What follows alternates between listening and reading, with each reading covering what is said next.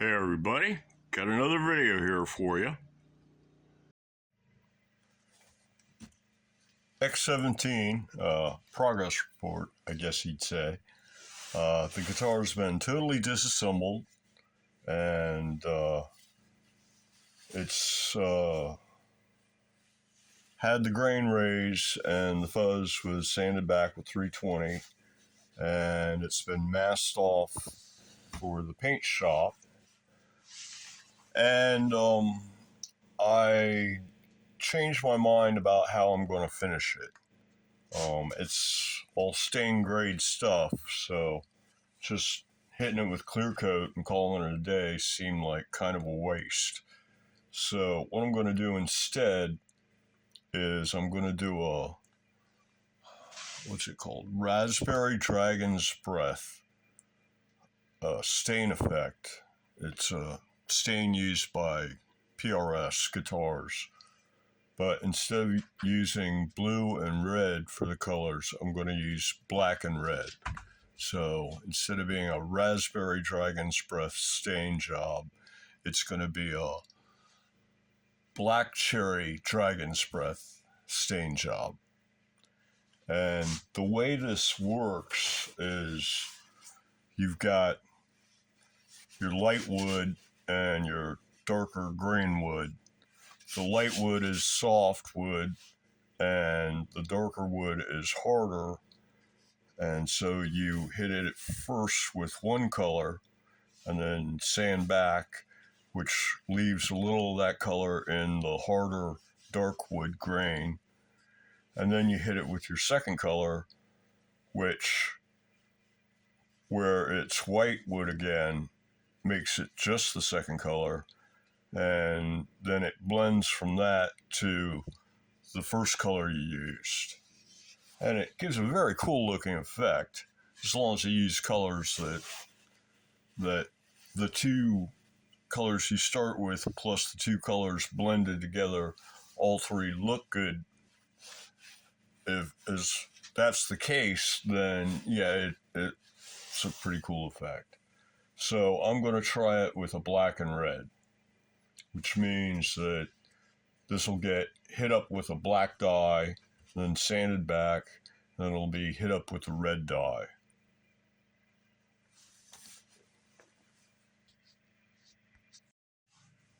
So the X-17 is in the paint shop, and there's been an unexpected turn of events.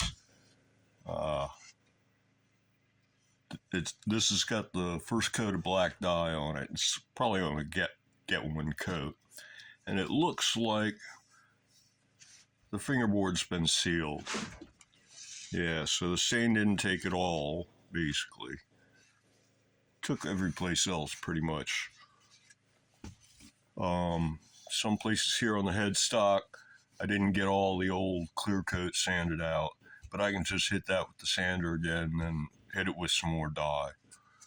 On the fretboard, I guess I'm not going to stain it. Yeah, I'd have to sand all this stuff clear and then stain it and then clear coat it and then sand the clear coat with the frets all still on it. And then after polishing the clear coat, then you have to go back with a razor blade and you have to cut around each and every fret and then peel or scrape the lacquer off of the fret. And that's what it would take to actually stain this fingerboard or fretboard. So yeah, it's an incredibly labor-intensive, long process. So made all the worse because you've got to sand the thing clear first. I've done it on raw fingerboards, and you know, half the job is just sanding off the old clear coat. So in this case, since it is sealed, I should be able to just wipe this stuff off with Windex. So I think the plan's going to be to hit this with the sander a bit more and the dye and get it to take, and just clean this stuff off with some Windex. And then once I've got the headstock taking dye and everything is got a coat of black on it, then I can go ahead and start sanding back and doing the raspberry effect, or dragon's breath, I guess you would call it.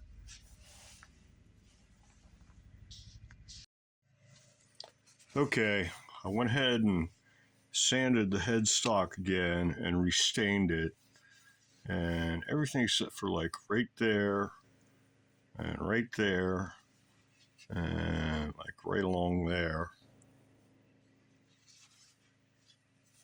Yeah, those are the only three places where the stain didn't really take, but this is really basically just kind of like popping the grain, so that little bit there and there and there won't really matter, I don't think, too much.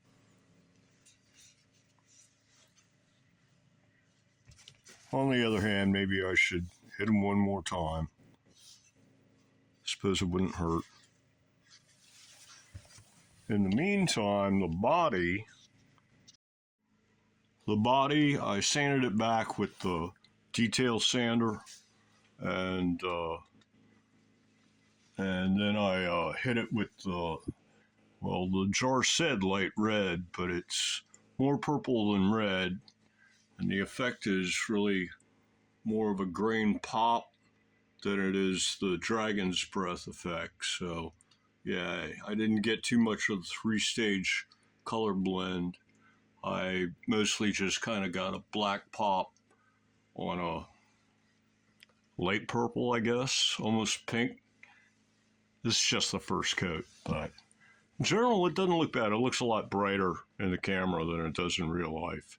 In real life, it looks almost the exact same shade as this guitar here. Yeah, see, that looks red on the camera, but that's a beautiful plum in real life. So the X-17 is just about out of the paint shop. I'm quite pleased with the results. Yeah, the only thing I have left to do is peel off this tape and clean up the fretboard. And then it's on to assembly. So let's see, what did this get? This got the grain raised, and then it was stained black, and then it was sanded back, and then it was stained with a light red that mixed with the indigo, blue, black, and turned it purple. And